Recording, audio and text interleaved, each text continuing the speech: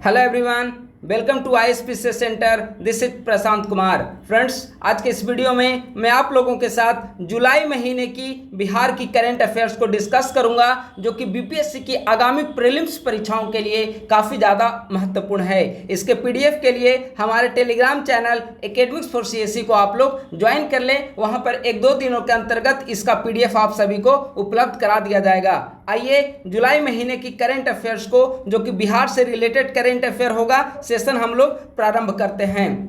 पहला और सबसे महत्वपूर्ण घटना है जो कि 1 जुलाई 2023 को घटित हुई, वह है भारत के माननीय प्रधानमंत्री के द्वारा प्रारंभ किया गया सिकल सेल एनीमिया मुक्त अभियान। इसके अंतर्गत बिहार के 6 जिलों को शामिल किया गया है, इसीलिए यह टॉपिक काफ़ी ज़्यादा महत्वपूर्ण है। सिकल सेल एनीमिया मुक्त अभियान, जिसकी शुरुआत भारत के प्रधानमंत्री के द्वारा 1 जुलाई को मध्य प्रदेश के शहडोल नामक स्थान से की गई है। अगर सिकल सेल एनीमिया मुक्त अभियान का टारगेट अगर देखेंगे तो भारत सरकार के द्वारा वर्ष 2047 तक सिकल सेल एनीमिया से मुक्ति का लक्ष्य रखा गया है। इस अभियान के तहत कुल 17 राज्यों को शामिल किया गया है, जिसमें 17 राज्यों के अंतर्गत 278 जिले सिकल सेल एनीमिया मुक्त अभियान के तहत शामिल हैं। इनमें से बिहार के कुल 6 जिले शामिल हैं। इन 6 जिलों का नाम काफ़ी ज़्यादा महत्वपूर्ण है। इन 6 जिलों में पश्चिमी चंपारण, पूर्णिया, बांका, सिवान, जमुई और कटिहार, ये 6 जिले शामिल हैं। तो आप लोग इसका नाम याद रखिएगा। अगला महत्वपूर्ण करंट अफेयर है, उदयकांत के द्वारा बिहार के मुख्यमंत्री के जीवनी पर एक पुस्तक लिखी गई है। पुस्तक का नाम है दोस्तों की नज़र में नीतीश कुमार। पुस्तक के लेखक कौन हैं? उदयकांत। इसका विमोचन लालू प्रसाद यादव, बिहार के पूर्व मुख्यमंत्री के द्वारा इसका विमोचन किया गया है। तो इसका लेखक और विमोचन किसके द्वारा किया गया है, इन दोनों को आप लोग याद रखेंगे। अगला है, बिहार सरकार की कैबिनेट के द्वारा बिहार बायोफ्यूल उत्पादन प्रोत्साहन नीति 2023 को मंजूरी प्रदान की गई है। यह काफ़ी ज़्यादा महत्वपूर्ण है, यहाँ से प्रश्न आने की अधिक संभावना है। बिहार जैव ईंधन उत्पादन प्रोत्साहन नीति, यह जो टारगेट है, इस नीति के तहत 31 मार्च 2028 ईस्वी तक यह नीति लागू रहेगी। ठीक है। इसके अंतर्गत जैव ईंधन उत्पादन के लिए प्लांट लगाने वाले को लागत का 15% अनुदान देने का लक्ष्य रखा गया है। 15% या अधिकतम अगर राशि के रूप में देखा जाए तो अधिकतम 5 करोड़ की राशि होगी। यानी कि बिहार जैव ईंधन उत्पादन प्रोत्साहन नीति 2023, जिसे बिहार की कैबिनेट के द्वारा स्वीकृति प्रदान की गई है, यह नीति 31 मार्च 2028 ईस्वी तक लागू रहेगी। इसके तहत जैव ईंधन उत्पादन के लिए प्लांट लगाने वाले को लागत का 15% या अधिकतम 5 करोड़ रुपए की राशि उन्हें प्रदान की जाएगी। तो यह काफ़ी ज़्यादा महत्वपूर्ण है, आप लोग इसे याद रखेंगे। अगला, बिहार कैबिनेट के बैठक में एक और डिसीजन लिया गया है। वह डिसीजन है बिहार राज्य निवेश प्रोत्साहन नीति 2022 का अवधि विस्तार 30 जून 2024 तक कर दिया गया है। तो यह भी महत्वपूर्ण है, आपसे पूछा जा सकता है कि हाल ही में बिहार कैबिनेट के द्वारा बिहार राज्य निवेश प्रोत्साहन नीति 2022 का अवधि विस्तार कब तक के लिए कर दिया गया है? तो आंसर क्या होगा? 30 जून 2024 तक के लिए। अगला पॉइंट है, चाइल्ड लेबर ट्रैकिंग सिस्टम में बेहतर कार्य के लिए बिहार को रजत पदक प्राप्त हुआ है। तो आप याद रखिएगा कि बिहार को हाल ही में किस क्षेत्र में रजत पदक प्राप्त हुआ है? चाइल्ड लेबर ट्रैकिंग सिस्टम के क्षेत्र में बेहतर कार्य करने हेतु। इसी से जुड़ा हुआ है, चूंकि जब आप चाइल्ड लेबर के बारे में अध्ययन करेंगे तो आपको जानना यह जरूरी है कि वर्तमान समय में बिहार के श्रम मंत्री कौन हैं। तो वर्तमान समय में बिहार के श्रम मंत्री सुरेंद्र राम हैं। आप लोग इनका नाम भी याद रखिएगा। अगला प्रश्न है, बिहार सरकार के द्वारा चंद्र त्रिखा को कर्पूरी ठाकुर सम्मान दिए जाने की घोषणा की गई है। काफ़ी ज़्यादा महत्वपूर्ण है। बिहार सरकार के द्वारा हाल ही में हिंदी के किस साहित्यकार को कर्पूरी ठाकुर सम्मान देने की घोषणा की गई है? चंद्र त्रिखा को। इसके लिए 2 लाख रुपए की आर्थिक सहायता चंद्र त्रिखा को प्रदान की जाएगी। अगला है वन महोत्सव। वन महोत्सव 10 जुलाई को इसकी शुरुआत की गई है। बिहार के मुख्यमंत्री के द्वारा इसकी शुरुआत पटना से 10 जुलाई को की गई है। इसके तहत आगामी 2 माह में 4 करोड़ पौधे लगाए जाने का लक्ष्य रखा गया है। ठीक है, अगर यह पूछा जाए कि वन महोत्सव की शुरुआत कब से हुई है, तो वन महोत्सव की जो शुरुआत है वह 1950 ईस्वी से हुई है। वर्ष 2023 में वन महोत्सव 10 जुलाई को आयोजित किया गया। बिहार के मुख्यमंत्री के द्वारा इसका उद्घाटन किया गया पटना में, और इसका अंतर्गत टारगेट रखा गया है कि आगे आने वाले 2 महीनों के अंतर्गत लगभग 4 करोड़ पौधारोपण किया जाएगा। अगला 2 महत्वपूर्ण रिपोर्ट मैं आप लोगों के साथ डिस्कस कर रहा हूं, यह काफ़ी ज़्यादा महत्वपूर्ण है। रिपोर्ट है स्टेट फूड सेफ्टी इंडेक्स 2022-23। यह रिपोर्ट किसके द्वारा जारी की गई है, तो फूड सेफ्टी इंडेक्स जो रिपोर्ट है वह फसाई के द्वारा जारी की गई है। इसमें कुल 20 राज्यों की सूची में बिहार को 19वां स्थान प्राप्त हुआ है। यानी कि टोटल लिस्ट में कितने स्टेट शामिल हैं, कुल 20 स्टेट शामिल हैं। इन 20 स्टेट में बिहार को कौन सा रैंक प्राप्त हुआ है, बिहार को 19वां रैंक प्राप्त हुआ है। ठीक है, जो 20वां रैंक है वह झारखंड को प्राप्त हुआ है। ठीक है, तो बिहार को 20 राज्यों की सूची में 19वां स्थान प्राप्त हुआ है। अगर आपसे पूछा जाए कि कुल स्कोर बिहार ने कितना प्राप्त किया है, तो भले ही बिहार को 20 राज्यों की सूची में 19वां स्थान प्राप्त हुआ है, लेकिन बिहार का स्कोर 20.5 यानी कि 20.5 स्कोर बिहार ने प्राप्त किया है। इस सूचकांक में पहला स्थान केरला को प्राप्त हुआ है। ठीक है, आप लोग याद रखिएगा। अगर ये तो राज्यवार जो सूची है उसमें हो गया, यानी कि 20 राज्यों की सूची में बिहार को 19वां स्थान और स्कोर 20.5 आया है। पहला रैंक केरला को प्राप्त हुआ है। अब अगर टॉप डिस्ट्रिक्ट पूछा जाए कि बिहार के किस जिले को टॉप स्थान प्राप्त हुआ है, तो बिहार के 2 जिले हैं। ये दोनों एक ही स्थान पर, एक ही रैंक पर स्थित हैं, और ये 2 जिले हैं गया और नवादा। यानी कि स्टेट फूड सेफ्टी इंडेक्स जो कि फसाई के द्वारा जारी किया गया है, इसमें अगर बिहार के टॉप जिले पूछा जाए तो गया और नवादा को टॉप रैंक प्राप्त हुआ है। ओवरऑल अगर आप इंडिया लेवल पे देखेंगे तो पूरे देश की रैंकिंग में 209वां स्थान जो प्राप्त हुआ है वह गया और नवादा दोनों एक ही रैंक पर हैं, इन्हें प्राप्त हुआ है। तो आप बिहार का रैंक याद रखें, बिहार का स्कोर याद रखें, टॉप डिस्ट्रिक्ट को याद रखें और इनका रैंक याद रखें। ठीक है, इतनी सारी चीजें आपको स्टेट फूड सेफ्टी इंडेक्स में याद रखना है। किसके द्वारा जारी किया गया है इसे भी याद रखें।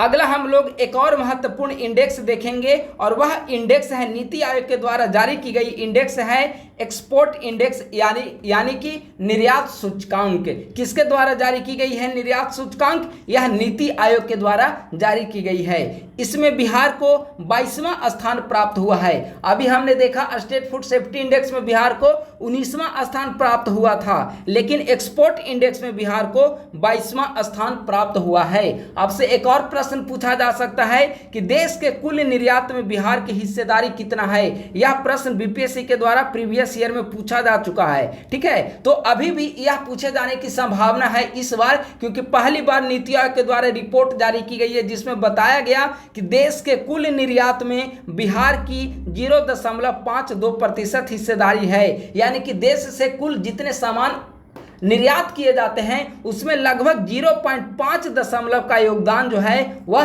बिहार का है। बिहार से सर्वाधिक निर्यात किस जिले से किए जाते हैं यह भी काफ़ी ज़्यादा महत्वपूर्ण है। ये दोनों फैक्ट्स जो हैं वह काफ़ी ज़्यादा महत्वपूर्ण है।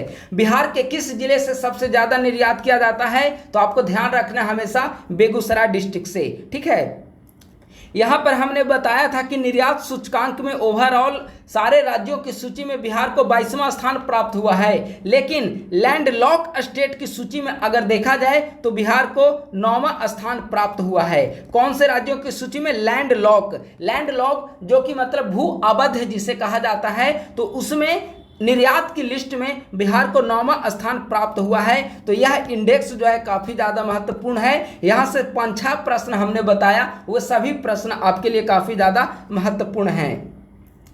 अगला है हिंदी साहित्य में योगदान के लिए कवि सत्यनारायण को नागार्जुन पुरस्कार दिया जाएगा।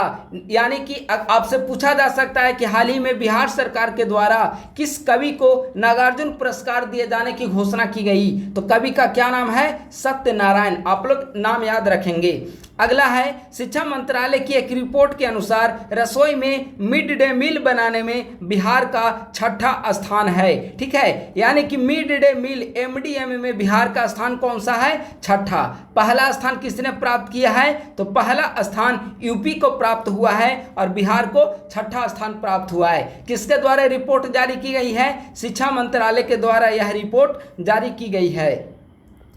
अगला है जाम्बिया के बाद 6 अन्य अफ्रीकी देशों ने बिहार की मुख्यमंत्री साइकिल योजना को लागू किया है। देखिए, नीतीश सरकार की एक बहुत बड़ी उपलब्धि मानी जाती है जब आप देखेंगे कि स्कूल में छात्राओं की उपस्थिति क्यों बढ़ रही है, उनकी नामांकन दर में वृद्धि क्यों हुई है, तो उसका एक बहुत बड़ा कारण रहा है कि सरकार के द्वारा मुफ्त में छात्राओं को साइकिल वितरित किए जाने की योजना प्रारंभ की गई थी। तो उस योजना का नाम है मुख्यमंत्री साइकिल योजना। और वर्तमान समय में अफ्रीका के कई सारे देशों ने बिहार की इस स्कीम को अपने यहाँ भी लागू किया है। क्या है स्कीम का नाम? मुख्यमंत्री साइकिल योजना। तो इस लिहाज से काफ़ी ज़्यादा इंपॉर्टेंट है। जाम्बिया के अलावा, जाम्बिया के साथ साथ 6 अन्य अफ्रीकी देशों ने इस योजना को अपने यहाँ लागू किया है। तो इस योजना के बारे में हर एक पहलू को आपको जान लेना है। इस स्कीम की शुरुआत कब हुई? इस स्कीम की शुरुआत हुई है वर्ष 2006 में। इसके तहत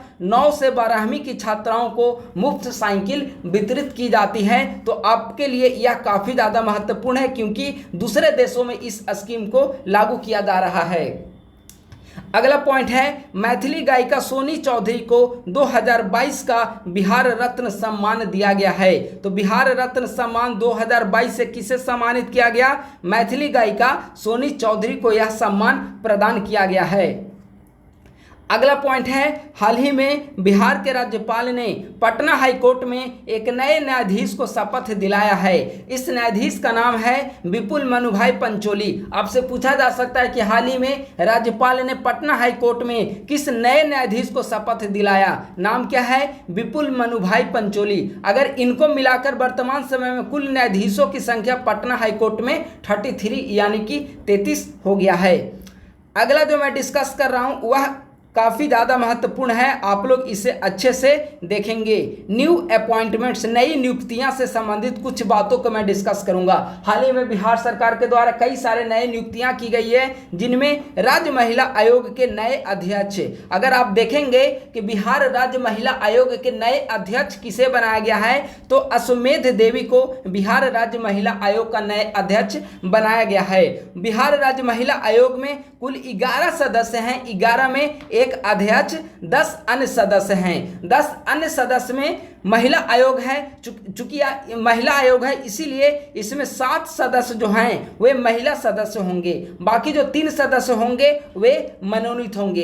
इन सदस्यों का कार्यकाल 3 वर्ष या अधिकतम 65 वर्ष तक हो सकता है। यहाँ पर कई सारी चीज़ों को हमने डिस्कस कर लिया। राज्य महिला आयोग के नए अध्यक्ष के रूप में अश्वमेध देवी को नियुक्त किया गया है। ठीक है, अगर राज्य महिला आयोग के कुल सदस्यों की संख्या पूछा जाए तो राज्य महिला आयोग में कुल सदस्यों की संख्या 11 है। 11 में एक अध्यक्ष होंगे, 10 अन्य सदस्य होंगे।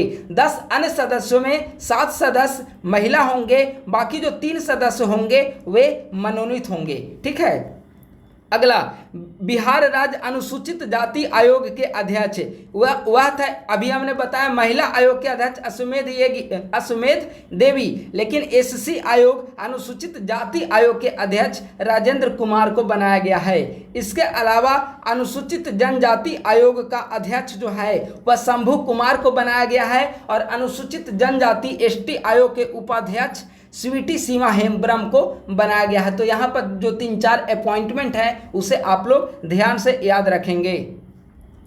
अगला पॉइंट है नई दिल्ली में हुए अंतर्राष्ट्रीय कृषि बागवानी प्रदर्शनी में बिहार कृषि विभाग के उद्यान निदेशालय को पहला पुरस्कार प्रदान किया गया है।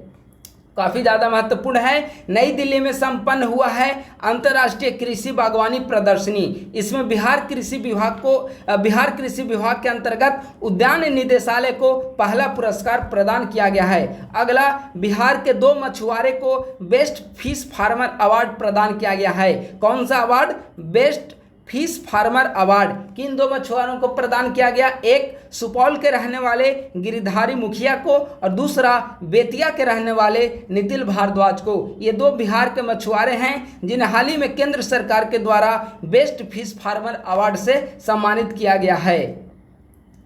अगला पॉइंट है सैंपल रजिस्ट्रेशन सर्वे की रिपोर्ट है। सैंपल रजिस्ट्रेशन सर्वे, इसके अंतर्गत शिशु मृत्यु दर में गिरावट देखने को मिली है और वर्तमान समय में शिशु मृत्यु दर 27 है बिहार का। 2015 में बिहार का शिशु मृत्यु दर 42 था, लेकिन वर्तमान समय में बिहार का शिशु मृत्यु दर 27 है। अगर राष्ट्रीय स्तर पर देखा जाए तो शिशु मृत्यु दर 28 है और राष्ट्रीय औसत से कम जो है वह बिहार में शिशु मृत्यु दर है। तो बिहार की स्वास्थ्य के क्षेत्र में एक बहुत बड़ी उपलब्धि मानी जा सकती है। बिहार में वर्तमान समय में शिशु मृत्यु दर 27 और राष्ट्रीय स्तर पर 28 है।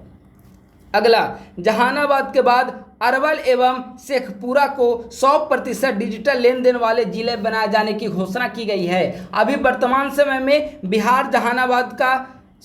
जहानाबाद बिहार का एकमात्र ऐसा जिला है जहां पर 100% डिजिटल बैंकिंग लेन देन की सुविधा उपलब्ध है। अब जहानाबाद के बाद अरवल और शेखपुरा में भी 100% डिजिटल लेन देन वाली सुविधा विकसित की जाएगी। तो ये दोनों जिले के नाम जो है वह काफ़ी ज़्यादा महत्वपूर्ण है। अगला पॉइंट है, काफ़ी ज़्यादा महत्वपूर्ण है, बिहार सरकार के द्वारा ग्रीन बजट की घोषणा की गई है। ग्रीन बजट हाल ही में बिहार सरकार के द्वारा राज्य का चौथा ग्रीन बजट पेश किया गया है। इसके अंतर्गत 2023-24 में 9,920 करोड़ रुपया आवंटित किया गया है ग्रीन बजट के लिए। पिछले वर्ष 7,710 करोड़ रुपया आवंटित किया गया था ग्रीन बजट के लिए, लेकिन इस बार पिछले वर्ष की तुलना में 28% की वृद्धि करते हुए 9,920 करोड़ रुपया आवंटित किया गया है ग्रीन बजट के लिए। यह जो 9,920 करोड़ रुपया ग्रीन बजट के लिए आवंटित किया गया है वह राज्य के कुल बजट का 3.79% है। तो यह डेटा काफ़ी ज़्यादा महत्वपूर्ण है। बीपीएससी के आगामी प्रीलिम्स परीक्षा के लिए आप लोग काफ़ी ज़्यादा अच्छे तरीके से याद रखेंगे। यहाँ पर हमने जो भी करंट अफेयर डिस्कस किया है वह आगामी परीक्षाओं के लिए काफ़ी ज़्यादा महत्वपूर्ण है और सारे महत्वपूर्ण टॉपिक को ही यहाँ पर बताया जा रहा है। अगला हम लोग देखते हैं नीति आयोग के द्वारा national multi dimensional poverty index राष्ट्रीय बहुआयामी गरीबी सूचकांक से संबंधित रिपोर्ट डेटा जारी की गई है, उसके बारे में हम लोग देखेंगे। इसका जो यहाँ पर जो ग्राफिक्स है उसे हमने टेलीग्राम ग्रुप @academics4CSE पर आप सभी को उपलब्ध करा दिया था, लेकिन यहाँ पर संक्षिप्त रूप में हम लोग समझने का प्रयास करते हैं। अगर आपको याद होगा तो आपका यहाँ पर रिवीजन भी हो जाएगा। बिहार में गरीबी दर में रिकॉर्ड कमी आई है। 2015-16 से लेकर 2019-20 तक में कितनी गरीबी में कमी आई है उसे हम लोग यहाँ पर देखेंगे। इस अवधि में यानी कि 15-16 से लेकर 19 से 21 तक की अवधि में बिहार में 2.25 करोड़ लोग जो हैं वह गरीबी रेखा से बाहर आए। यानी कि अगर प्रतिशत में देखा जाए तो लगभग 16.5% लोग जो हैं वह गरीबी रेखा से बाहर आ चुके हैं सिर्फ 5 साल के अंदर में। पूरे भारत में अगर देखा जाए तो 13.5 करोड़ लोग गरीबी रेखा से बाहर आए, लेकिन पूरे भारत का 16.5% सिर्फ बिहार में गरीबी रेखा से बाहर आए हैं। 13.5 करोड़ में 2.5 करोड़ लोग बिहार के हैं जो कि गरीबी रेखा से बाहर आए हैं। ये डेटा को आप लोग याद रखिएगा। नीति आयोग के द्वारा जारी बहुआयामी गरीबी सूचकांक का प्रगति प्रतिवेदन स्वास्थ्य, शिक्षा तथा बेहतर जीवन से संबंधित सुविधाओं या संसाधनों के वंचितों की संख्या पर आधारित है। यानी कि नीति आयोग के द्वारा किस आधार पर यह रिपोर्ट जारी की गई है, तो यह रिपोर्ट 3 आधार पर जारी की गई है। पहला स्वास्थ्य, दूसरा शिक्षा और तीसरा बेहतर जीवन। ये 3 आधार पर यह रिपोर्ट जारी की गई है। पूरे देश भर में कितने लोग गरीबी से बाहर आए हैं? 13.51 करोड़ लोग। बिहार में कितने लोग गरीबी से बाहर आए? 2.25 करोड़ लोग। कितने प्रतिशत गरीबी से बिहार में बाहर आए? 16.65%। ठीक है। अगला, बिहार में ये जो गरीबी दर में गिरावट आई है, अगर पूरे भारत में देखा जाए तो 18.13% लोग गरीबी रेखा से बाहर आए हैं, जो कि सबसे ज़्यादा है। इसके बाद मध्य प्रदेश, फिर उत्तर प्रदेश, फिर उड़ीसा, राजस्थान और झारखंड, ये राज्यों का क्रम दिया गया है। तो आप लोग सिर्फ बिहार को याद रखेंगे, इसके अलावा याद करने की आवश्यकता नहीं है। थोड़ा सा हम लोग यहाँ पर कंपैरेटिव स्टडी कर लेते हैं बिहार और भारत का। देखिए, बिहार में 2015-16 में 51.89% जो लोग थे वह गरीबी रेखा में आते थे। कितना? 51.89%। वह 2019-21 में घटकर 33.76% हो गया, यानी कि गिरावट कितने आई? 18.13% की गिरावट आई है। अगर ग्रामीण क्षेत्र में देखें तो 2015-16 में ग्रामीण क्षेत्र में बिहार में 56 लोग गरीब थे, वहीं 2019-20 में 36.95% लोग गरीब हैं, यानी कि इसमें लगभग 19% की गिरावट आई है। अगर राष्ट्रीय स्तर पर ग्रामीण क्षेत्र में देखें तो 2015-16 में 32.5% लोग गरीब थे, वहीं अभी 19.28% लोग गरीब हैं, यानी कि राष्ट्रीय स्तर पर ग्रामीण क्षेत्र में 13% की गिरावट आई है। वहीं बिहार में देखेंगे तो 19% की गिरावट आई है। तो यह तुलनात्मक डेटा है, काफ़ी ज़्यादा महत्वपूर्ण है, आप लोग इसे याद रखेंगे, मेंस में भी इसका यूज किया जा सकता है। तो दोस्तों, इस प्रकार से आज के इस वीडियो में हमारे द्वारा जुलाई महीने की बिहार से संबंधित करंट अफेयर को डिस्कस किया गया है, जो कि बिहार की आगामी प्रीलिम्स परीक्षाओं के लिए काफ़ी ज़्यादा महत्वपूर्ण है। मुझे उम्मीद है कि यह वीडियो आपकी प्रीलिम्स परीक्षा की तैयारी में काफ़ी ज़्यादा मददगार साबित होगी। अपने दोस्तों के साथ इसे शेयर अवश्य करें, लाइक, सब्सक्राइब और शेयर करना भी ना भूलें। थैंक यू सो मच, बहुत बहुत धन्यवाद।